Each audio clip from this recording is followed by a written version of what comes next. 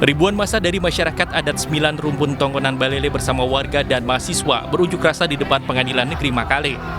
Aksi mereka meminta aparat penegak hukum mengusut tuntas dugaan adanya oknum yang terlibat dalam perkara tanah ulayat Lapangan Gembira.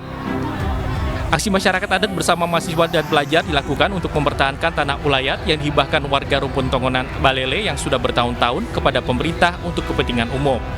Di mana status tanah tersebut kini digugat oleh Haji Ali yang mengklaim adalah miliknya. Masyarakat adat menilai hal itu tidak benar karena tanah tersebut adalah milik warga seluruh masyarakat Toraja. Sidang adat ini, dan kemudian setelah kami sidang adat, berarti kami akan ambil keseluruhan dana yang kami berikan. Sebab pemerintah tidak bertanggung jawab di dalam masalah ini. Jangan biarkan kasihan anak-anak ini, padahal tanah yang diserahkan oleh orang tua kami untuk kepentingan umum. Diketahui saat ini di atas tanah tersebut telah dibangun gedung sekolah, gedung olahraga, puskesmas, kantor kelurahan, kantor cabang dinas pendidikan, kantor dinas kehutanan, dinas lingkungan hidup, dan kantor Samsat Sulawesi Selatan serta kantor Telkom. Diketahui saat ini di atas tanah tersebut telah dibangun beberapa gedung baik sekolah maupun gedung perkantoran. Akibat aksi massa tersebut, jalur transportasi terhambat.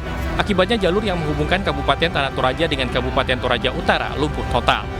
Dari Tanah Toraja, Sulawesi Selatan, Jukrito Napa, iNews melaporkan. Halo, selamat malam pemirsa. Eksekusi lapangan sepak bola di Bangun Medan, Sumatera Utara diwarnai kericuhan. 2 orang warga yang diduga provokator diamankan polisi. Bersama saya, Mirfa Suri, inilah iNews Malam selengkapnya.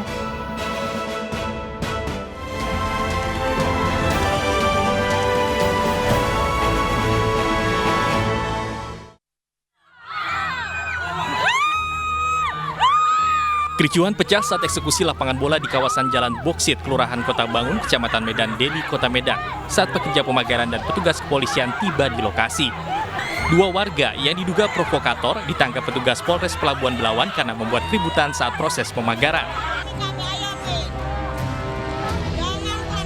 Sengketa lahan lapangan bola seluas 12.000 meter persegi ini terjadi antara PT Growth Asia dengan masyarakat setempat. Warga menilai pihak perusahaan tidak memiliki hak atas lahan yang telah dikelola masyarakat sejak tahun 1951 ini. Warga juga meminta pihak perusahaan menunjukkan bukti surat kepemilikan lahan yang telah dibeli. Saya itu, Samsudin dia bilang ini tanah dia, itu tidak betul. Ya, dari mana Samsudin dapat tanah ini? Dari mana Samsudin beli tanah? Itu yang kami tanyakan sama Samsudin ini. Samsudin meninggal, anaknya kan ada kan lagi. Samsudin tidak ada sini dia punya tanah. Sini masyarakat dulu yang memperjuangkan mengambil untuk lahan untuk main bola. Sementara itu, kuasa hukum perusahaan mengatakan eksekusi yang dilakukan pengadilan ini telah sesuai prosedur. Jual beli lahan telah dilakukan kepada pemilik. Pihaknya juga telah melakukan pendekatan persuasif dengan masyarakat. Klien saya sebagai pemilik tanah sini, ya memang sudah sejak lama untuk menguasai ini. Cuma ada perlawanan masyarakat. Ya, selama ini kita berusaha untuk persuasif. Ya, intinya apa yang kami lakukan saat ini itu sudah dengan prosedur hukum yang berlaku. Meski sempat diamankan petugas, 2 warga yang diduga provokator kembali dipulangkan ke rumah masing-masing. Sementara masyarakat yang didominasi ibu rumah tangga tetap berada di lapangan bola memantau pemagaran yang dilakukan pekerja. Dari Medan, Sumatera Utara, Yuda Bahar, iNews melaporkan.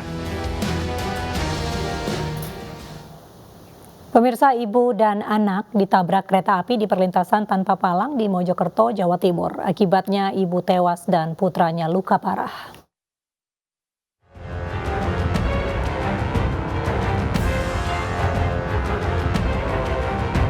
Seorang ibu bersama putranya yang berusia 7 tahun ditabrak kereta api saat melintas di perlintasan tanpa palang Desa Balongwono, Kabupaten Mojokerto, Jawa Timur. Kecelakaan menyebabkan sang ibu tewas, sedangkan putranya luka parah pada bagian kepala dan tangan. Menurut warga, pada saat kejadian korban sedang menjemput putranya dari sekolah dengan mengendarai sepeda motor. Setibanya di lokasi, korban langsung melintas hingga tertabrak kereta api dari arah Jombang menuju Surabaya. Ibu ini habis selesai menjemput anaknya sekolah, kemudian mau hendak pulang ke rumahnya, sehingga melintas dari perlintasan kereta mengarah ke arah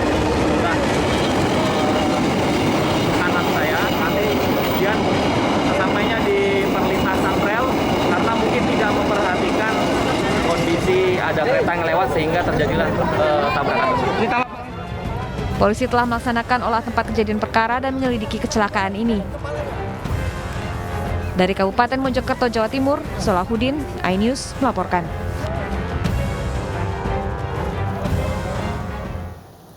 Kecelakaan beruntun 4 truk terjadi di Jalan Lingkar Luar Salatiga, Jawa Tengah. Akibatnya seorang kernet truk meninggal, 3 luka parah dan 7 ekor sapi mati.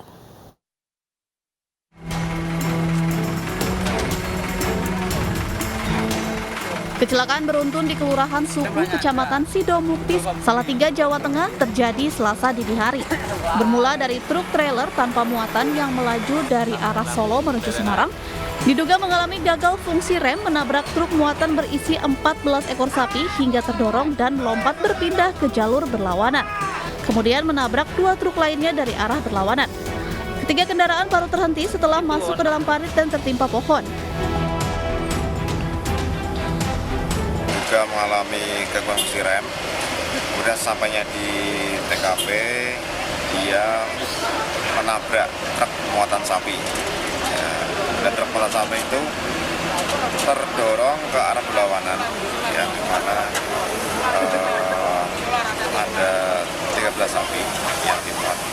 Kemudian truk yang mengalami gangguan fungsi rem tersebut masih melaju, kemudian membentur truk lainnya, yaitu 1 truk kontainer juga, kemudian meninggol bagian belakang, ya. Kemudian selanjutnya juga membentur truk juga. Akibat kecelakaan, kernet truk muatan sapi tewas terjepit kabin truk, 7 ekor sapi mati dan 3 lainnya luka. Kecelakaan juga mengakibatkan jalan lingkar kota Salatiga di kedua arah ditutup sementara guna proses evakuasi kendaraan. Dari kota Salatiga, Jawa Tengah, Lurisa Lulu, iNews melaporkan. Pemirsa, puluhan rumah di Kecamatan Talang 4, Bengkulu Tengah terendam banjir hingga mencapai 1 meter. Warga yang terdampak banjir mendirikan tenda darurat di pinggir jalan.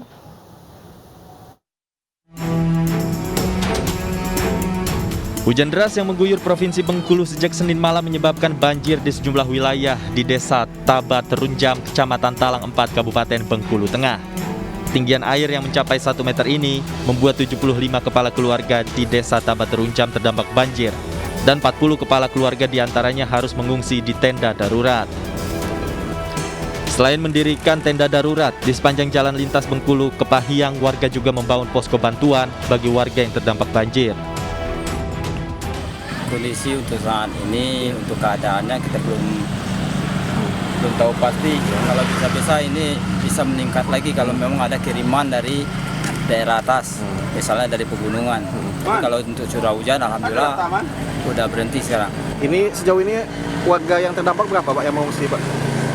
Kalau warga terdampak kita kitaran 75 kakak. Untuk yang mengungsi itu 40-an kakak. Selain rumah warga, banjir juga merendam jalan lintas provinsi di wilayah tersebut hingga menimbulkan kemacetan. Dari Bengkulu Tengah, Endro Dwirawan, iNews melaporkan.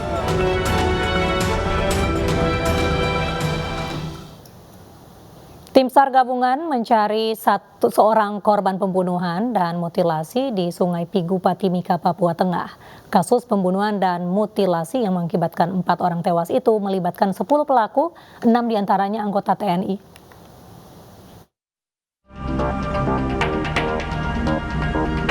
Tim SAR gabungan dikerahkan mencari 1 korban pembunuhan dan mutilasi yang belum ditemukan.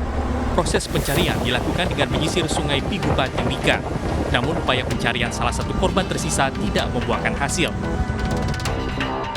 Sebelumnya petugas menemukan 3 korban lain. Para korban pembunuhan dan mutilasi ini berasal dari Nduga. Dari 10 pelaku, polisi sudah menangkap 9 orang. 6 diantaranya oknum anggota TNI. Tersangka, dari 10 tersangka itu 3 sudah diamankan di Polres Timika. Kemudian 1 masih DPO dan 4 diamankan oleh rekan-rekan dari Denpom. 6 orang diamankan di Denpom. Pembunuhan dan mutilasi melibatkan oknum TNI ini diduga terkait jual beli senjata api senilai 250 juta rupiah. Dari Timika, Papua Tengah, Nathan Making, iNews melaporkan. Kita beralih ke informasi di mana polisi menggelar rekonstruksi untuk membongkar misteri kematian Brigadir Yosua. Total ada 78 adegan yang diperagakan yang dibagi menjadi 3 sesi. Adegan di rumah pribadi Sambo di Jalan Sanguling, Jakarta diawali dengan kedatangan rombongan istri Verdi Sambo bersama para ajudan sepulang dari Magelang, Jawa Tengah.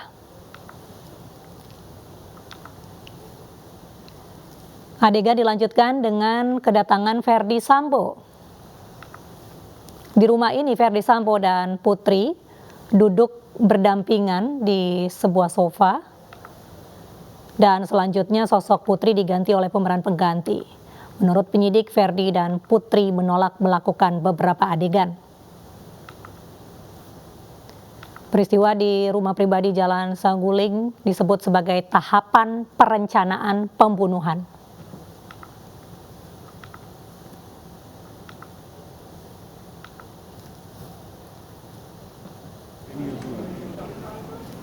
Sementara itu dalam sejumlah adegan yang diperagakan di rumah dinas Sambo di Duren 3 digambarkan bagaimana para tersangka mengeksekusi Brigadir Yosua. Dalam adegan ini digambarkan pula bahwa Sambo, Baradae dan Yosua berada di satu ruangan saat eksekusi. Diperagakan pula sejumlah tindakan Sambo yang dilakukan untuk membuat skenario seolah-olah terjadi tembak-menembak antara Eliezer dan Yosua.